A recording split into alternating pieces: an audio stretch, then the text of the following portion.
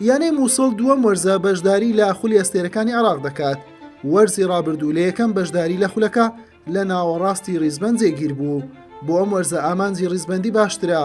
مووسڵ گرێبەستی لەگەڵ هەردوو یاریزانیانەی هەولێر عەلی شاخەوان و گەیلان لوقمان ئەنجامداوە و عیمران زەکی گۆڵپارێزیشی لە ڕیزەکانی هێشتۆتەوە. بڕاستی از گەلێک هەی خۆشم کو ساڵە دوێل سەرێک تەمسیلە نادیمی سلکم ئینشاڵڵا بشێم ئەف ساڵە پتر خۆلەکە وەربگرم و پتر یعنی ئیثباتە خوا بکەم بۆ مدارەبە ئینشاءڵڵا و ئینشاءڵڵا مشتیانێت هەین ئەس بچەندێ بکەم ومە بیر کرد کو ئەس دەرکەبم ژە یعنی ئەس گەلە نێزیکم دەرکەبم بەس نەهێڵان ڕاستی نهێلان ئەس دەرکەبم و گرێبەستامت گەلوان مابیژە بەلێ پۆنج نەهێل ئەس دەرکەبم و بڕاستیژ ئینشاڵڵا تەحەدیای قەویە زیاتی بناودا ئەکید ئەزێ هەمی هەوڵادم کو ئەسا گۆڵپارێزی ئەساسی بکەم و ئەنەکەم ژە ئەس بهێوی نابم کو حتا ئەس گۆڵپارێزی ئەساسی دەستخوابەتینم ئینشاءڵڵا.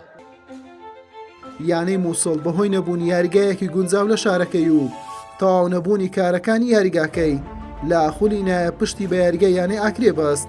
وەرزی ڕابردووش لە دوهۆک یاریەکانی ئەنجامدا، بەڵام بۆ ئەم وەرزە سەرجەم یاریەکانی نێو یاریگای خۆی لە خولی ئەستێرەکانی عێراق و جام لەسەر یاریگای فرانس و هەریری دەکات.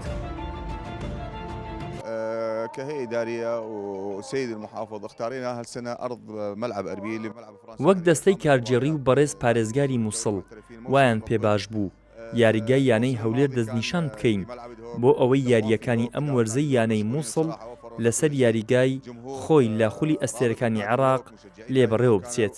وەرزی ڕابردوو یانەی دهۆک هاوکاریەکی باشی کردین تاکو هاندەرانیشیان لە پشتمان بوون سوپاسیان دەکەین.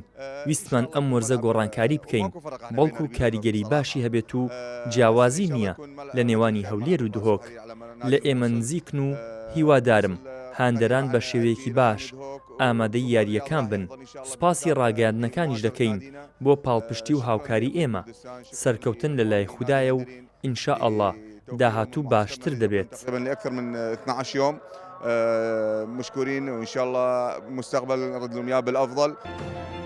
یانەی مووسڵ کۆتایی بە کەمپە مەشقەکەی لە شاری هەولێر هێنا دوای 2 هەفتە لە مەشقی چڕی بەیانیان و ئێواران و 3 یاری دۆستانەش. تیپەکە بە سەرپەرشتی ڕاهێنەری ئوردنی هەیثەم شەبول گۆڕانکاریەکی زۆری لە پێکاتەکەیدا کردووە و لە ئێستادا خاوەنی 26 یاریزانە. حوسێن محەممەد کەناڵی پێام هەولێر.